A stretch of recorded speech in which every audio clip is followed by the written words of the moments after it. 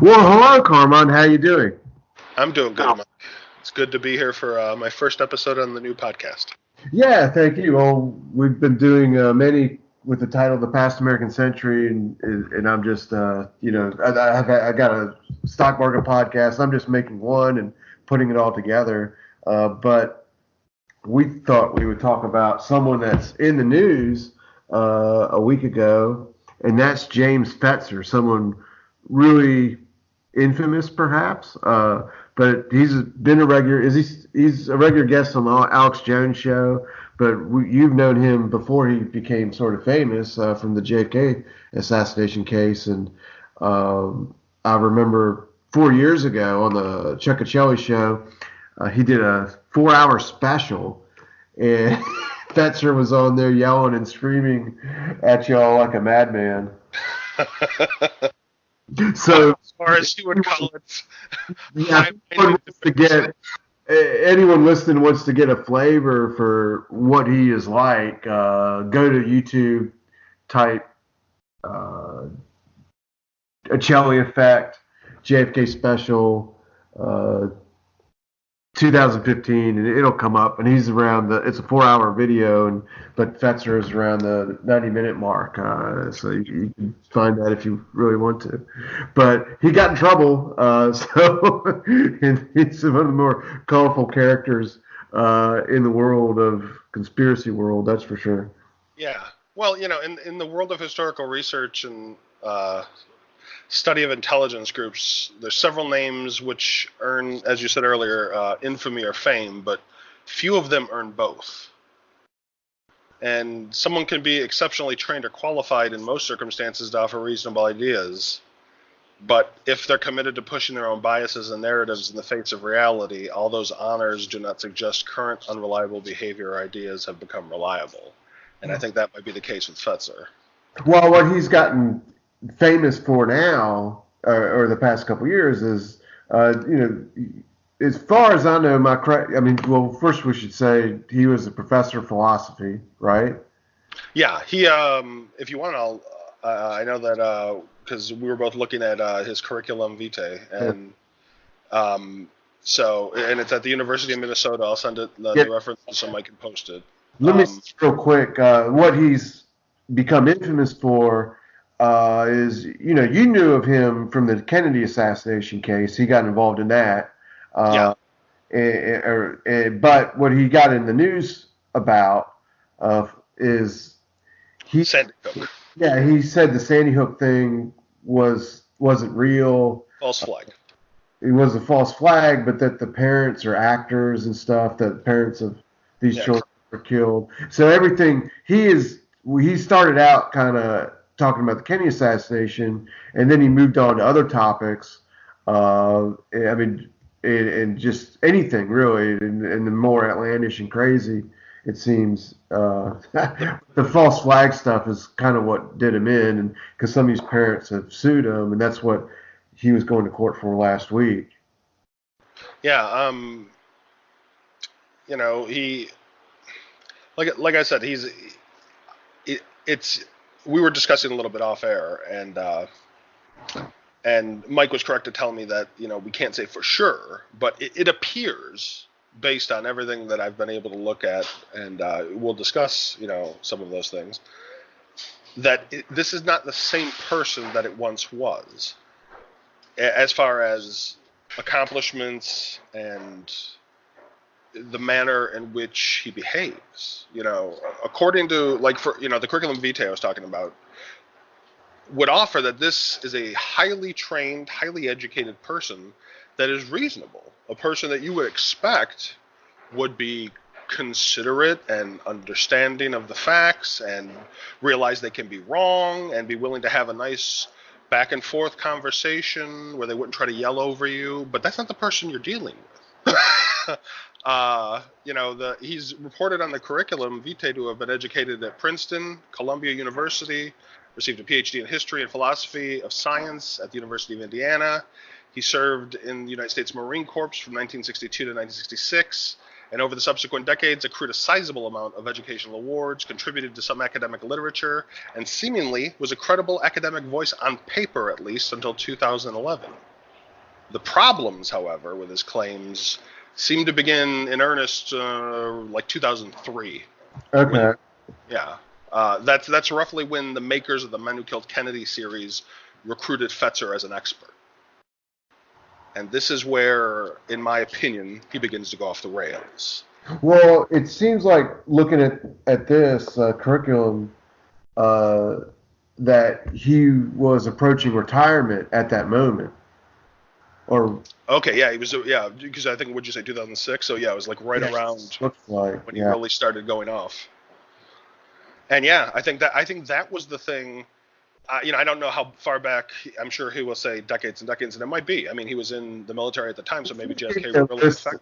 Let me give the listener a list of the books he wrote when he was in academia: Scientific Knowledge, Causation, Explanation, Corroboration, Artificial Intelligence, Its Scope and Limits, written in 1990, Philosophy and Cognitive Science, written in 1991, Philosophy of Science, 1993, Computers and Cognition, Why Minds Are Not Machines, The Evolution of Intelligence, Are Humans the Only Animals of Minds, and Unto Darwin, Philosophical Aspects of the Christian Right's Crusade Against Science, written in 2007. Yeah, now this is not the person that people are dealing with anymore. Those seem to be well thought out, at least the titles. Well, I don't know. And I get some runners. I'll give you another possibility later. But before I do, let me ask you, like the Kennedy assassination case. I kind of got out of that around the time that he got really big.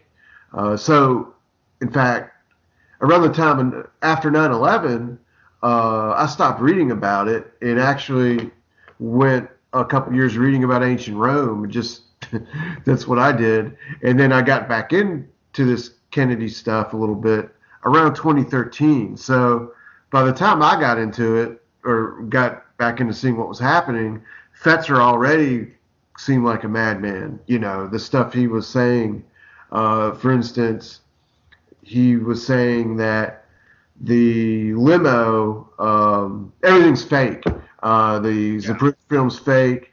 And some of these things you may, say, well, there's different levels of this evidence. Fakery. Like some people believe the Zapruder film was altered, but he goes so far basically to assert that all evidence is fake in the Kennedy assassination. And that seemed to be the main argument I saw him making, and I just don't believe it. Well, the all evidence fake I'm sorry. Oh yeah, I was just gonna say the all evidence fake statement. Whenever you hear somebody make it, you can just assume they don't know what they're talking about. Well, it's just a good rule of thumb, because in every time you hear I'm sorry, go ahead. Oh, it's also the argument he's made afterwards in these other cases. Every mass shooting that he talked about, it turns out it's all fake. It's a false flag. The Sandy Hook, he's saying like something about paper mache trees and people. It's just crazy. It's crazy. And like I said, to whenever someone declares that, no matter what you're talking about, that is basically like a 7-year-old screaming, "No, it's not." As far as I'm concerned, because if you have substantial evidence to show me something is fake, sure, but you're going to need evidence to do that. You can't just make a blanket assertion that all things you don't like are fake, because all that shows is that you don't know what you're talking about. Well, in your, both of us, but you have spent much more time than me looking at JFK assassination files and documents, but both of us approached that topic, I would say, as someone using his historical methods, looking at evidence and records and so forth. And you're saying basically that you look at Fetzer's academic work, up until 2003, and then you look at what he did afterwards, or his public persona, and it's not congruent with someone doing real research or would have a role in the university. Yeah. And if I were someone like Fetzer is now, I'd say he was impersonated, but luckily I'm not.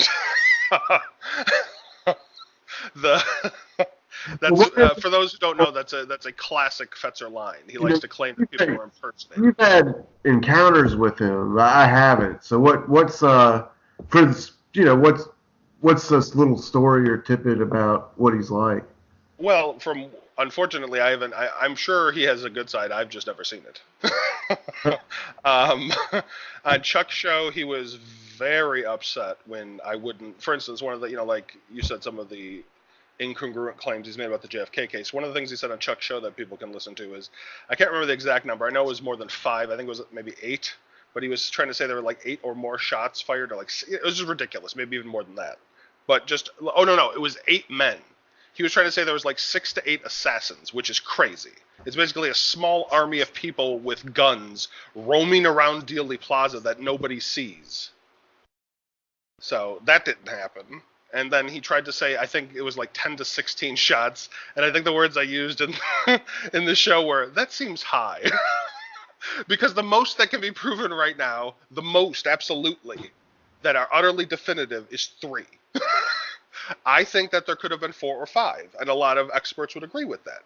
But 10 or more is crazy. And I don't say that lightly. I'm not calling him crazy. I'm saying anyone who says 10 or more is beyond the facts. They are drawing from a pool of mana that is not perceptible to those of us who rely on evidence. So, well, I want to make an argument that the statement is crazy, but that doesn't necessarily mean the person. No, I'm not saying the person is necessarily. I'm just saying it's not factual. Whatever they're saying. Yeah. It can't be. I suppose crazy might be hyperbolic, but that's just how I speak. Unfactual, mythical, however people want to say it. Not accurate. There's no reason to believe any of those statements because he has no evidence for it. And like I said, it seemed to have been around 2003 when he starts to go in this direction with Kennedy. He, at the time, I also think that, and it was our conversation earlier that made me think of this, but I think that it might have been that he was serving in the military, in the Marines, during the period when Kennedy was assassinated that maybe made it special to him. And maybe there was a time when he genuinely did want to help find out if there was something greater that occurred. But in the intervening years, he has given up that to push what he pushes. And, if 2003 was the time, I'd say, when his ideas as far as political assassination started to go awry. By 2011, if you look on the document, he's not getting any more awards. Those all seem to stop around 2011. And you said 2013, he was pretty much gone. Well, that's when I came into the Kennedy case too, same year. And he was, as you said, already gone by then. He was who he is now.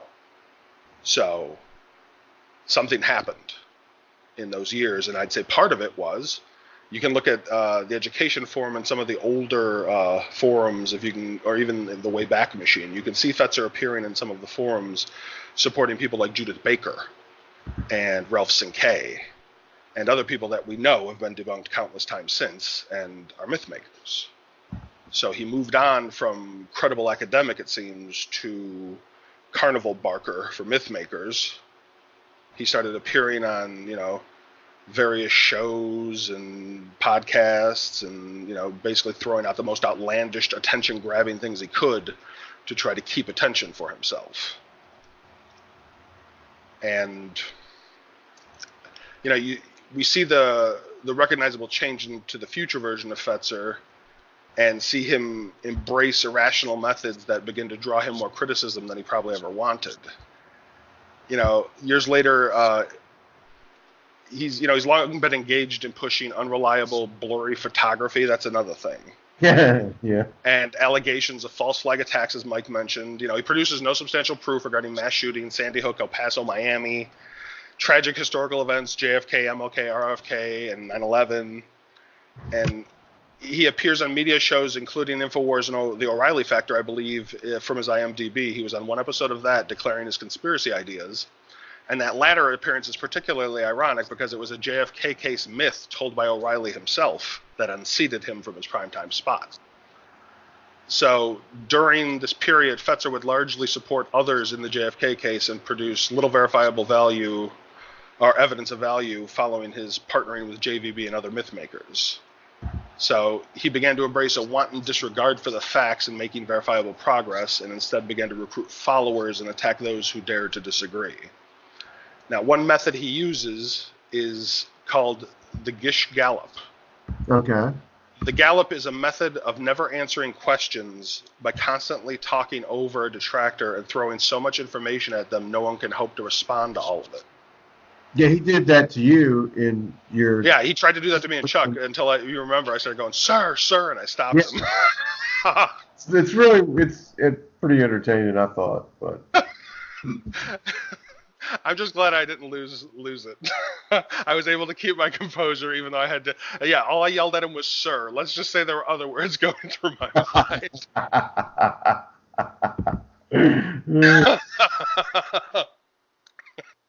Though they do end with R. Anyway, so Fetzer increasingly left behind the scientific method his past accomplishments were based upon, and embraced an unshakable belief regarding his own ideas while opposing views that did not conform with them. As he once strove for notable accomplishments reasonable people could appreciate, it seems at some point the unquestioned financial or public support of his believers and allies became more important to Fetzer than demonstrable progress. And his unwillingness to alter constantly incorrect guessing and disregard for proving what he claims to be worthwhile merely reinforce the farcical version of him that presently exists.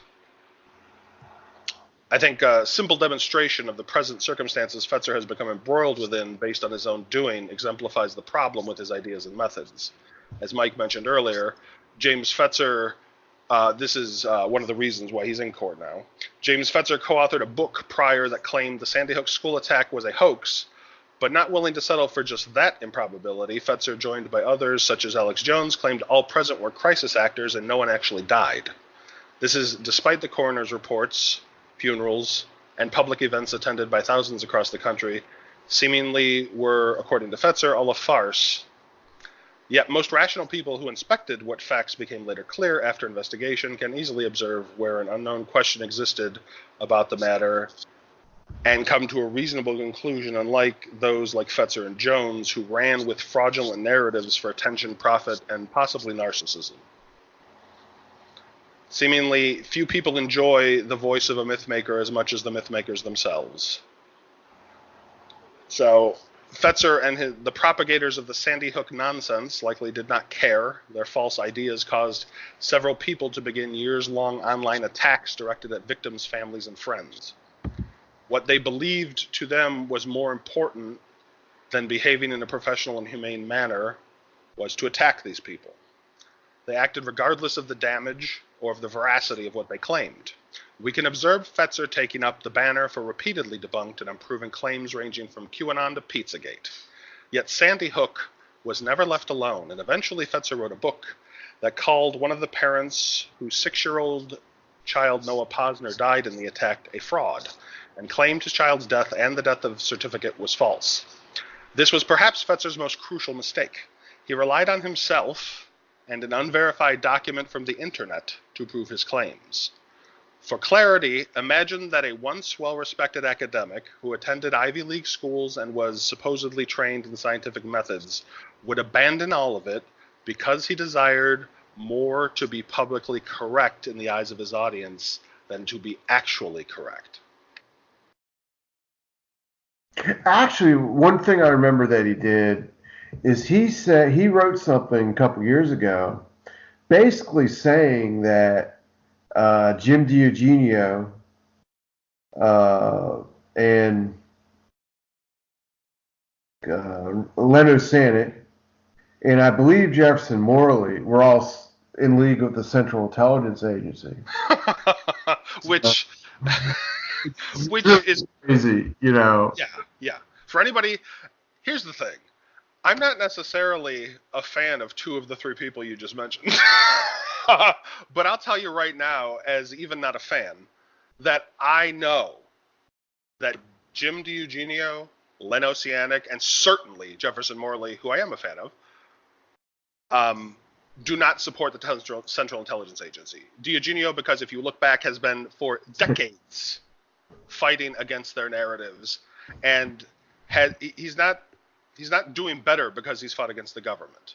Whether or not I agree with his ideas, I don't disagree that DiEugenio actually thinks he's doing the right thing.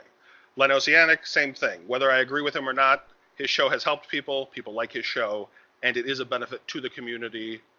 And as far as Jefferson Morley, he's been locked in a legal fight that has cost hundreds of thousands of dollars. But he was angry at these guys because they weren't subscribing to his nonsense. Yeah, exactly. Which I think happens to everybody. That's why he was mad at me. That's why he was mad at Chuck. I'm sure that's why he's mad at anybody, is because you won't. But I want to make an argument. Like you said, something happened, right? Something happened around those. It seemed there's somewhere, I guess, between 2000 and 2003, right? Something happened. Yeah, that was, well, and it might have been 9/11. Maybe 9/11 is what happened. Maybe that just. Well, the argument I want to make.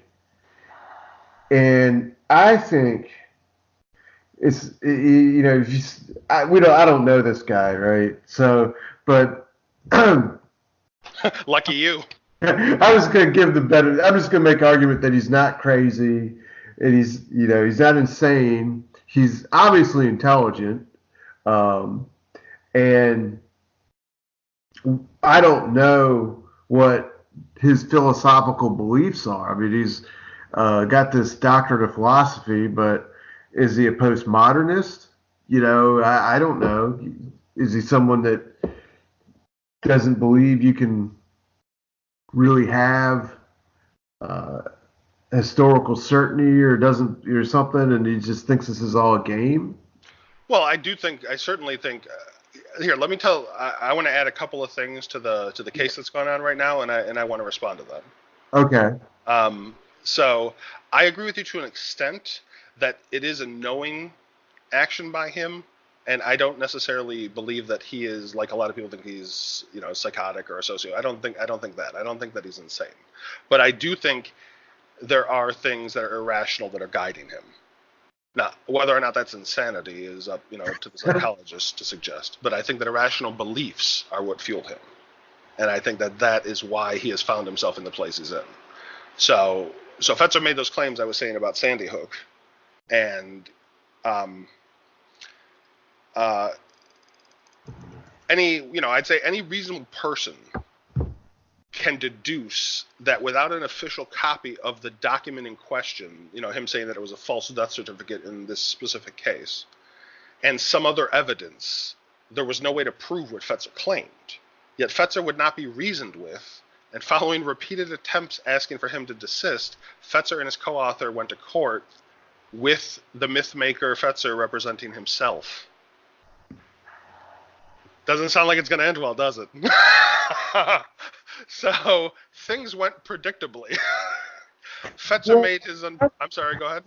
Yeah, I've come to an funny thing, and he's not. I mean, whatever he did in academia, he did in academia. We only know of him from what he's doing in the public, right? We only know Mr. Hyde. Yeah, so I just forget about the idea of the line of thought I had. Well, maybe this is consistent with something he believed before. Who knows?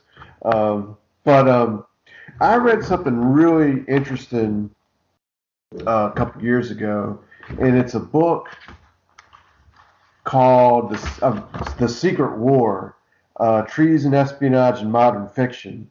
And it's written by this woman, Eva Horn, EVA Horn, and she's German, and she's a German professor at the University of Columbia. No, I'm sorry, in Vienna, uh, and she wrote this book analyzing literature about spies and intelligence and then movies. Movies are in it too, and she talks about the JFK movie, and the whole theme of the book is how over 100 years our culture through books and movies has reinterpreted the topics of the intelligence community and espionage and so forth. But she has an interesting thing about she talks a little bit about the Kennedy assassination. Then she's got a chapter about 9/11, which is real interesting to me. So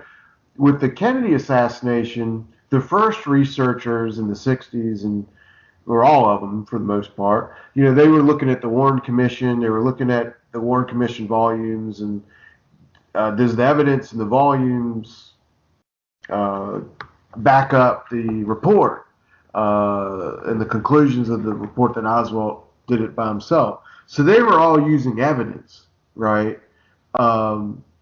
And in my encounter, Limited evidence. yeah, well, but evidence of official evidence. In my Yeah. encounter, when I started getting interested in it, I was a teenager and I was reading books about it. Some of them citing like the HSCA and so forth, which is a congressional hearing in the 1970s. But when 9/11 happened, uh, there were all these videos about it, and I saw one that said that a plane didn't hit the Pentagon, and instead it was a bomb or something. Yeah, or missile, or yeah, there was lots of.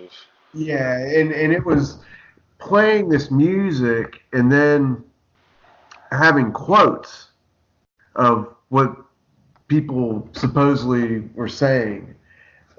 None of these quotes were real, but this was just shortly, within years after 9/11, and now that type of content of just videos making claims and about stuff is everywhere. Well, not only is it everywhere, but it's in the mainstream media. Right. Yeah. So I mean, I'm sorry, I wasn't going to say. I was disagreeing. I was thinking that you were implying just everywhere as far as online, but I mean, I suppose, yeah, everywhere as we can't escape from this style, and it's a problem. And it seems like Fetzer was one of the pioneers. so she this is I just want to read something she wrote to you. And she was talking about 9/11 and the 9/11 conspiracy community and how they're fueled by the internet. And she makes this claim that therefore it was different than the Kennedy assassination uh, researchers. She says writing in the internet is like uh, it's a different form of political knowledge and discourse. It's Yes. it's dialogical and plural, self-organizing and decentralized. Post 9/11 conspiracy theories highlight these qualities by exploring the possibilities of critical discourse and alternative epistemological structures within a medium that is no longer hierarchical, monological, or based on clearly defined criteria of truth.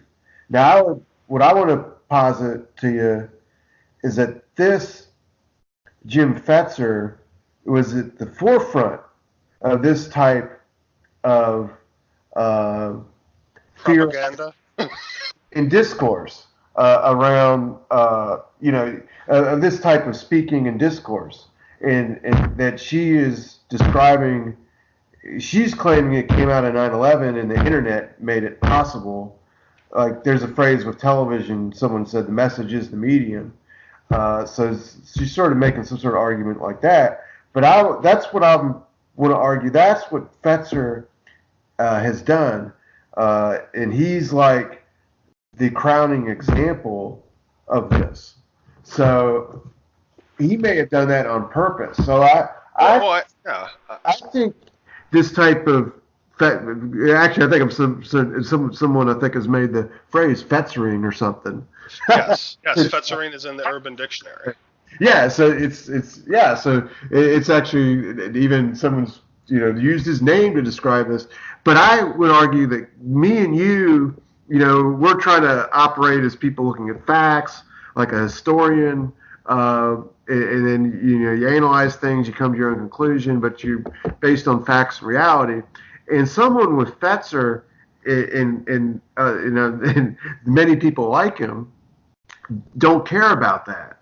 To No. them, this is really either they're doing this for psychological reasons, attention, money, whatever, or an underlying political reason where they think this is a way to fight back against uh, the way our society is structured or something. Well, I was just going to say, comparatively to when earlier you said that he wasn't crazy, I would say that one of the irrational things that I don't know if it makes him crazy, but I would say there was certainly a streak of narcissism amongst all of this, whether it's him or JVB or Bill O'Reilly or Alex Jones. Clear from the argument you had and the way he talks at people, like you described, he doesn't. He just tries to talk over people.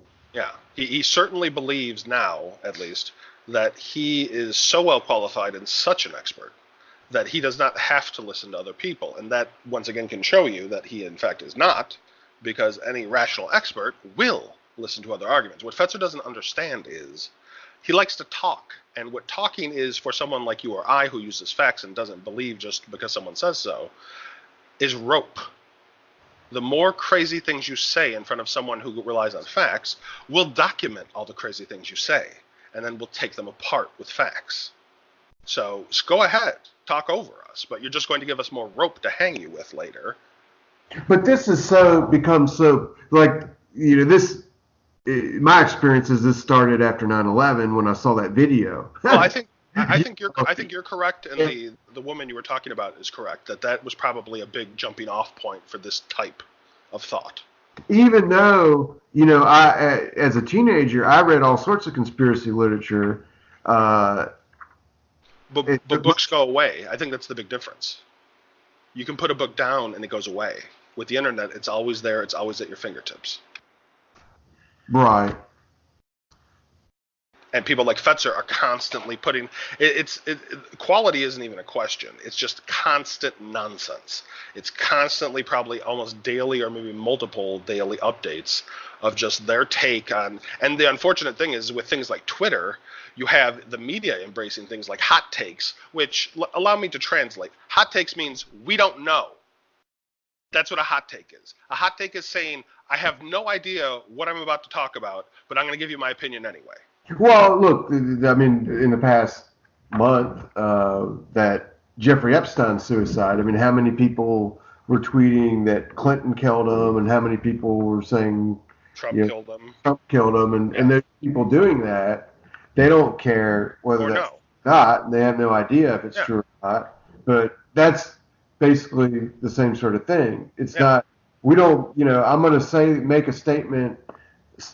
All these statements, if you say Clinton killed Epstein or Trump killed Epstein, or you say Sandy Hook was a false flag, what you're basically saying is everything is fake, and everything is a conspiracy, and you're saying it over and over and over again. And the claim, Yeah. Well, and that's how effective lies are pushed on. Is people just repeat it over and over and over, and unfortunately, sometimes it works. Not just you see it in politics, you see it in arguments, in interpersonal arguments. I'm sure we've all heard a false story that someone tried to propagate because they didn't like someone else, and that's what people like myth makers that we've discussed do. Because they don't have facts, they don't have evidence, so they have to rely on personal attacks and repeating their lies over and over and over, hoping that the public believes them. And but the silver lining to all of this is, like I said earlier, Fetzer's when it came down to proving things, when it came down to go to court, this is where eventually people like Fetzer will get their consequences, will receive their due.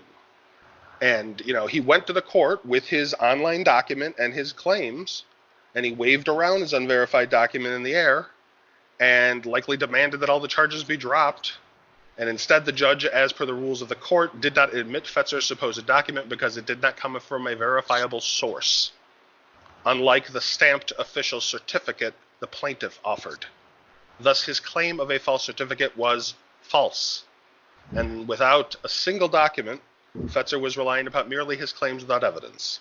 The judge most likely assumed the situation was clear, and the allegations facing Professor Fetzer were legitimate, and decided to render a summary judgment against him in favor of the plaintiff, who is seeking $1 million in damages. Fetzer, in a later hearing, was held in contempt of court and faces a $7,000 fine to pay to the plaintiff's attorneys. So that's where we are right now. $7,000, $1 million possible in future damages. And this is one person. If the other parents decide to come after him, those are separate charges.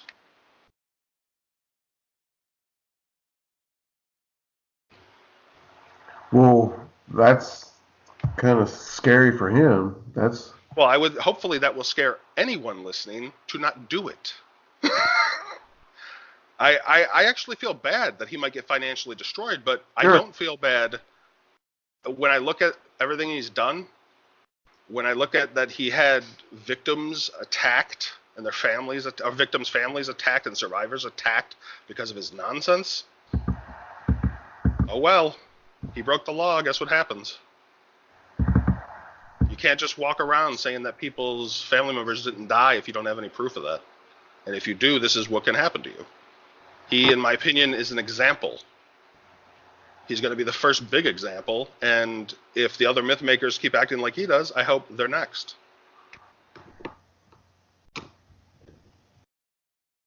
Well, what's going on with Alex Jones? Was he being sued by these people? Some of these people too? I believe he either settled or it's still in court. I'd have to look it up, but I do know that's correct, that he was in litigation with some of these people. I don't know whether he settled. I do know he retracted. So that might have gotten some of the people to not sue him, because he did that big public retraction. And one of the things people, with Alex Jones, is another classic Fetzer case, as far as similarity. Alex Jones in court with his wife, I believe, over when they were talking about the custody of the children, she was trying to make him look like a crazy person, and he said that how he acted on his show was just character or play acting. He was just playing a character. Sure. Okay, so essentially what that means is he was not being honest. He was deceiving his audience, and all the things he says can't be trusted. It's a show. It's entertainment. It's not the truth.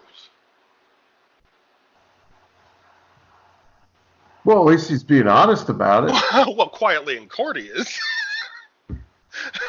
You didn't see him go on his show and go, "Hey guys, I know you've been buying all these pills and all this, equipment and survival stuff, and I've been telling you the world's going to end, and I've told you that every president we've had is fake and everything's a conspiracy." Guess what? It's not. What do you think they would say if he went on his show and he was actually honest? Something else about this, another thought about this topic. It just happened to me a couple weeks ago. I went out to lunch with a couple people, and they started talking some conspiracy stuff. And what I wasn't expecting it, right? It was just kind of is odd, that. But I think this discourse now it's almost like people feel like they're on the end or something. It's like a group, if I can be a conspiracy person. I'm not really explaining this right. Well, I think what you're trying to say is it's becoming more in vogue. Conspiracy for a long time was always at the fringes. It was always disdained. Like, if you look, I'd say a good, and do a little pop culture reference, in the 90s, late 90s and 2000s, I'd say mid 90s, I think is when it first popped up. The X-Files. When the X-Files first popped up, the whole character, the whole basis of that, now it's become like some iconic show that they actually brought back because conspiracies are back in vogue. The character Mulder was he was a conspiracy guy, and Scully was the one who was, the facts person. And the facts person was always presented, and as if you look through all of, media, if you look through all of entertainment for the most part, the facts person is the more reliable person. That's the person everybody relates to more. That's the person who has a reasonable explanation for things. And it's the kooky conspiracy person that usually was more popular, though, because they would want things that everybody, everyone at their heart, I think, wants to believe in something, no matter what it is, whether it's religion or conspiracy or whatever it is. We all want to believe in something. And I think that characters like Mulder, you can see them throughout time, the people who questioned, whatever story you might go along with. They're the ones who they're always more popular. They're the ones that people want to get behind, an underdog, somebody who has a dream about doing something that is impossible. And that's the emotion that people like Fetzer play upon.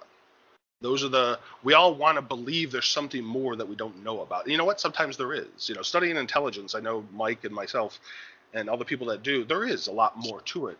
But it's never as clear and as obvious as people like Fetzer try to say it is. It's never some nefarious grand plot. There's always, more reasonable things to explain what's going on. And it's interesting, but it's not, splashing in the headlines like Fetzer and Mythmakers want. You have to actually look. It takes time.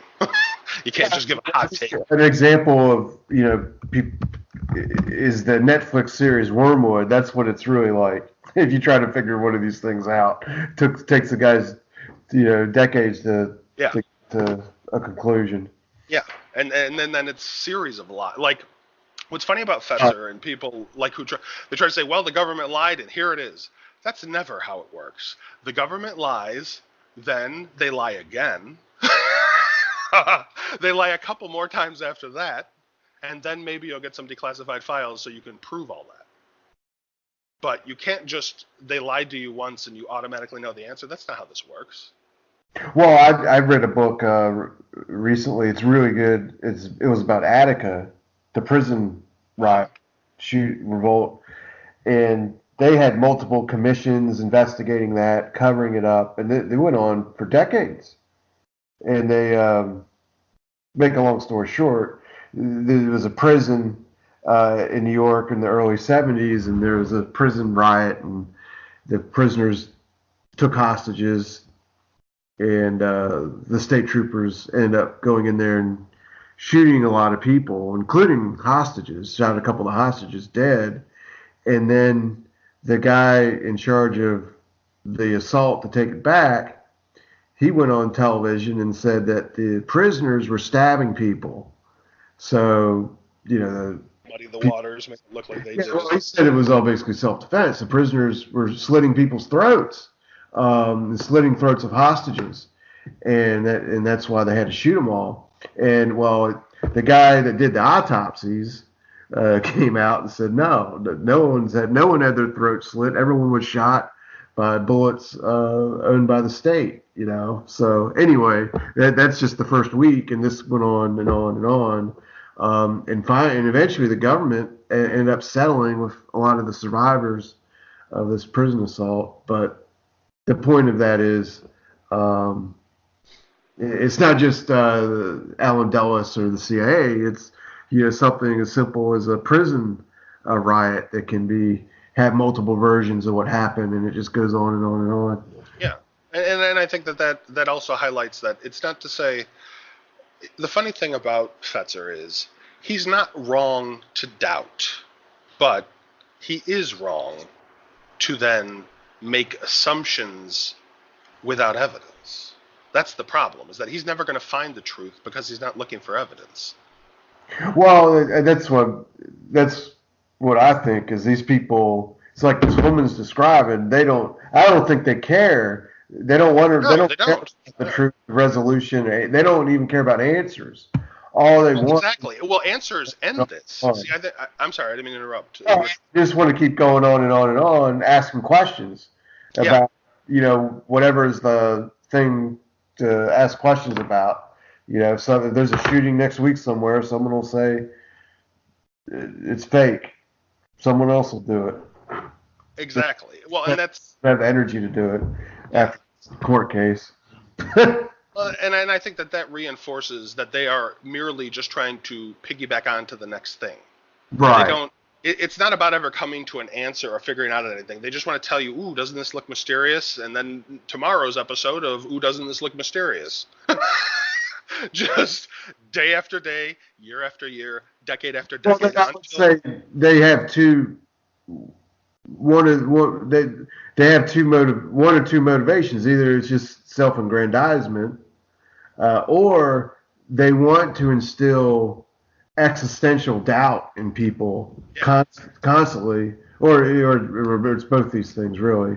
Well, I think both of them serve their purpose of benefiting from it. Now, I think the self-aggrandizement is certainly part of it, but it is dishonest to say that they are not financially now long-term benefiting from these myths.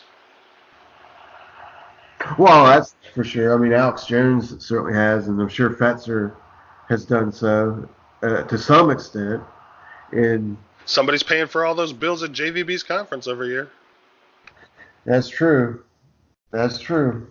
You know, so it's this stuff is profitable to them. They don't do it because they don't make money. But there's an audience for it. Yeah. Well, and like I said, they build on. I think they pull the emotional strings, and what's interesting, and I'm glad you wanted to talk about this, is what's interesting is if on paper Fetzer looks very impressive, and if you don't know him and you've never encountered him like I or Mike have, then you won't know he acts like he does. If you haven't listened to his shows and heard him go off, just incessantly ramble about nothing with no evidence, then you don't know that's what you're in for. But if you're told, hey, buy this ticket, this is one of the experts, quote unquote, that's going to be there, you're probably going to believe it. And if he hooks you in the speech somehow, then why would you doubt him? You don't have any reason to, but unfortunately you do. And that's why I think this court case is so important, because I know Mike knows this, but in some of the groups I've said before, sooner or later someone's going to cross a line, and enough people are going to get mad, somebody's going to sue. Because this is defamation. What these people are doing does break the law. These aren't public figures that are being attacked. These are private citizens. So sooner or later it's going to happen, and this, I'm hoping, is the beginning of a snowball, because there's a lot of people that have done a lot of things. So, and I hope that it stops future people. I hope people in the future go, hey, maybe I should try to get some facts and actually come up with a rational argument instead of just trying to scream like a 5-year-old, thinking that that's good enough. Well, it'll be interesting to see how his case develops. And I typed it in as we're talking about Alex Jones. It said he had an appeal that failed. So I don't know what's happened. That was just the other week. So I don't know if he's settled or if it's what's going on with him. But maybe more details on that will come out too. But if you want, if there's updates and you want, we can always do another show, or if we do something on a different topic. Well, thanks for taking the time to talk with me, and anyone listening should get your book that has real evidence in it, Two Princes and a King, about the three key assassinations of the two of the 1960s. No, you cover all three of them. I'm sorry. No, that's good. But and go to your website, the Neapolis Media Group too. People can find me at TPAAK.com, TPAAK.com, and I'm also working on a new book that'll be available soon, and I'll give everybody more details about that when I come back on. All right, thanks for talking with me.